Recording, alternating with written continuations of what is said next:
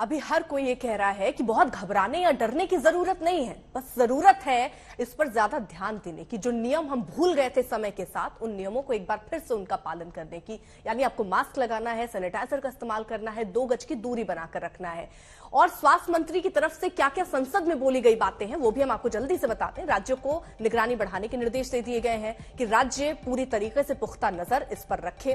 त्योहारों को लेकर अलर्ट है, क्योंकि देखिए अभी 25 तारीख यानी क्रिसमस का दिन, उसके बाद न्यू ईयर आने वाला है, तो त्योहारों को लेकर अलर्ट रहना होगा।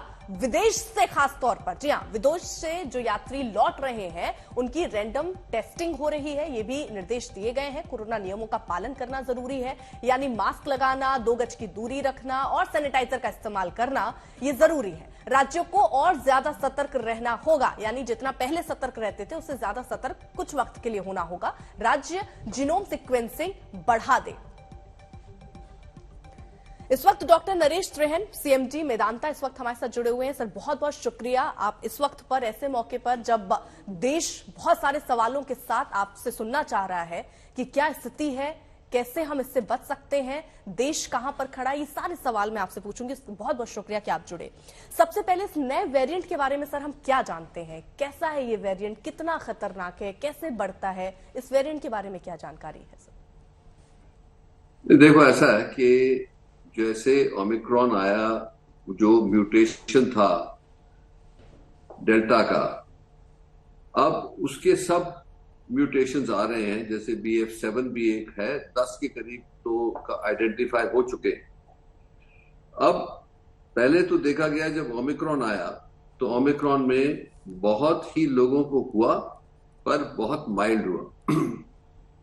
हमारे आईसीयूज में वगैरह में आने की लोगों को ज्यादा तादाद में जरूरत नहीं पड़ी। अब जो ये नया वायरस हुआ है, इसके ऊपर जो अटेंशन आई है वो आई है क्योंकि चाइना में बहुत ही भयंकर वेव फैली है।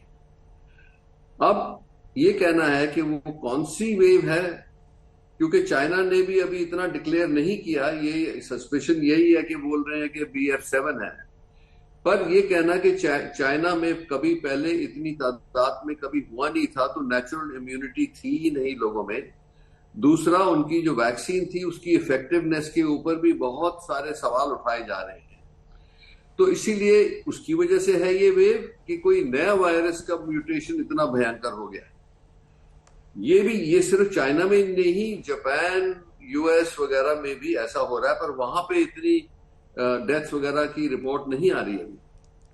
तो उसको देखते हुए चारों तरफ हमारे जो हो रहा है, इंडिया को क्या करना चाहिए, इस पे जो हमारी चर्चा हो रही है पिछले 3-4 दिनों से, इसी पे हो रही है बात।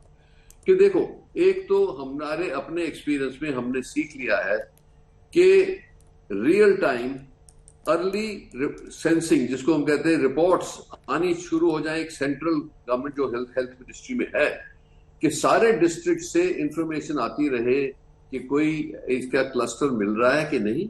और जैसे गवर्नमेंट ने बोला कि अगर जो कोई किसी को इन्फेक्शन है, जो होती है कोविड, तो उसका जीनोमिक सीक्वेंसिंग करना जरूरी है, जिससे पता लग जाए ये कौन सा म्यूटेशन है। तो अभी तक 4 केसेस BF7 के पाए गए हिंदुस्तान में, वो चारों रिकवर हो गए हैं। एक उनमें से आइडेंटिफाई हुई थी लेडी जो US से आई थी। तो अगर जो ये हमारे अपर जो जहां पे हमारे बहुत सारी तादाद में वैक्सीनेशन हुआ है, बहुत लाखों लोगों को या तो डेल्टा हुआ या ओमिक्रॉन हुआ या अल्फा हुआ, उससे भी इम्यूनिटी आई है। तो ये सोचा जा रहा है इन द साइंटिफिक कम्युनिटी कि हो सकता है कि हमारी इम्यूनिटी, जो चाइनीज की इम्यूनिटी के से मुकाबला किया जाए, तो शायद बेहतर है। इन कारणों से वैक्सीन और नेचुरल इम्यूनिटी जो कोविड के होने से होती है। तो इसीलिए आज आप क्या करें, पहली बात तो कितना डेंजर है ये हमें पता नहीं है अभी। तो गवर्नमेंट ने ये मेजर्स लिए हैं कि जो बाहर से लोग आ रहे हैं, खास करके चाइना के ओरिजिन से जो आ रहे हैं लोग, उनके ऊपर पूरी कड़ी नजर रखी जाए। दूसरा, रैंडम टेस्टिंग हो एट एयरपोर्ट्स के, पता लग जाए कि भी कोई ट्रेंड आ रहा है कि नहीं। तीसरा, एडवाइजरी टू द पीपल। हमारी ये एडवाइजरी है एज ए साइंटिफिक कम्युनिटी कि हमें फिर से सतर्क होना जरूरी है। पैनिक नहीं करना है। लॉकडाउन नहीं करना है पर सतर्क होना है। इसका मतलब ये है कि आप अगर जो कोई क्राउड में जाते हैं तो फिर मास्क पहने। अगर जो आप जैसे प्लेन में ट्रैवल कर रहे हैं तो मास्क पहनना चाहिए। अगर जो पिक्चर देखने जा रहे हैं, मूवी हॉल में जा रहे हैं, तो मास्क पहनना चाहिए, क्योंकि आप एक क्लोज स्पेस में हो बहुत सारे लोगों के साथ। पर अगर जो आप ओपन एयर में हो और लोगों से एकदम धक्के पे धक्का नहीं लग रहा, then you can be okay. क्योंकि अगर जो इतना इंटेंस कांटेक्ट नहीं होता लोगों को तो चांस कम होता है इन्फेक्शन ट्रांसमिट होने का।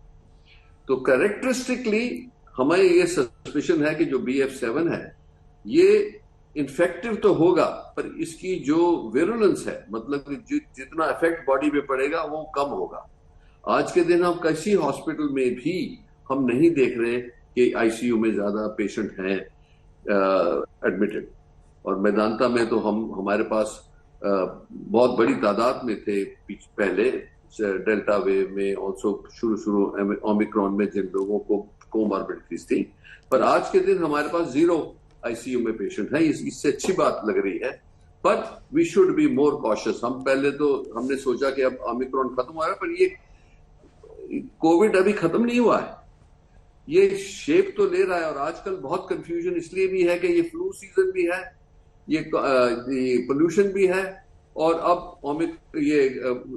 इसका भी प्रॉब्लम आना शुरू हुआ कि ये आएगा, किस तादाद में आएगा ये कोरोना, तो इसके ऊपर भी चर्चा है। सो आप प्रैक्टिकल सोल्यूशन मैं बताऊं आपको कि अगर जिन लोगों को खांसी जुकाम है वो मास्क पहने और अपने आप को आइसोलेट करें, क्योंकि फैमिली मेंबर्स के साथ अगर जो वो नहीं एहतियात यूज करेंगे तो इसका ये फैलता बहुत जल्दी है।